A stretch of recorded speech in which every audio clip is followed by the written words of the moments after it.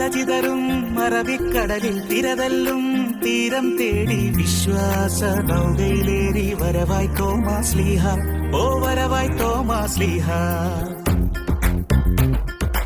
അലചിതറും അറബിക്കടലിൽ തിരതല്ലും തീരം തേടി വിശ്വാസ കണ്ടു മാത്തോമാമി തെളിച്ച മാർഗത്തിലായിരങ്ങൾ ആനന്ദ ശാന്തി കണ്ടു. ഭാരതം കതിരു കണ്ടു, ഭൂമുഖം തെളിവു കണ്ടു. ഇനിയും അങ്ങയെക്കുറിച്ച് കേട്ടിട്ടില്ലാത്തവർക്ക് അങ്ങേ അറിഞ്ഞ് സ്നേഹിക്കുവാനുള്ള അനുഗ്രഹം നൽകണമേ. ഞങ്ങളുടെ യുവതിയുവാക്കന്മാരിൽ നിന്നും വിദ്യാർത്ഥികളിൽ നിന്നും ധാരാളം പ്രേക്ഷിതരുണ്ടാക്കുവാൻ കൃപ നൽകണമേ.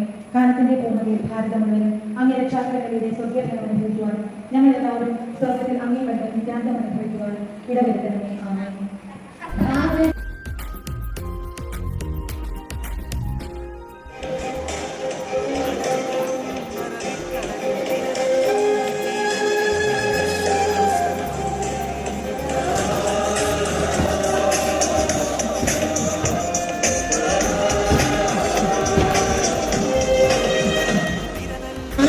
ശിഷ്യനായ മാത്തോമാ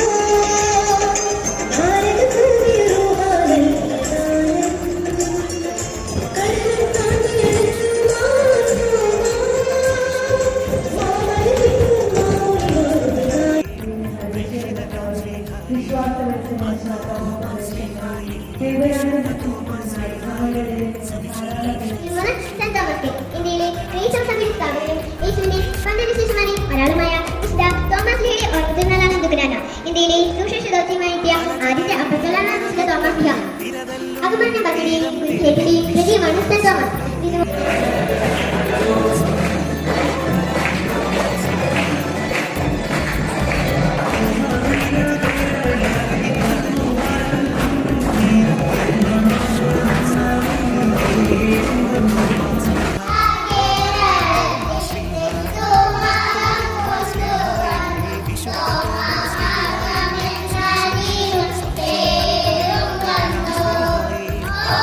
തോമസ് ഈശോയെ കുറിച്ച് പറഞ്ഞു. അവിടുത്തെ സ്നേഹവും കരുണയും എടുത്തു പറഞ്ഞു.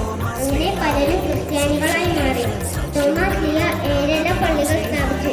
അവ ഏതൊക്കെയാണ്? തോമസ് ലീഹയോട് പറഞ്ഞു. എന്താ പറഞ്ഞത്? ഈശോയുടെ മാറില് നെഞ്ചില് ഒരു മുറിവുണ്ട്, കയ്യില് മുറിവുണ്ട്, അതിലൊക്കെ തൊട്ട് നോക്കി വിശ്വസിക്കാനായിട്ട് പറഞ്ഞു.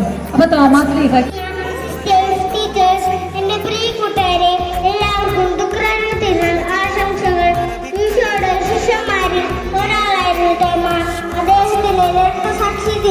ജൂലൈ 3-ാം തീയതി നമ്മൾ ആചരിക്കുന്നു.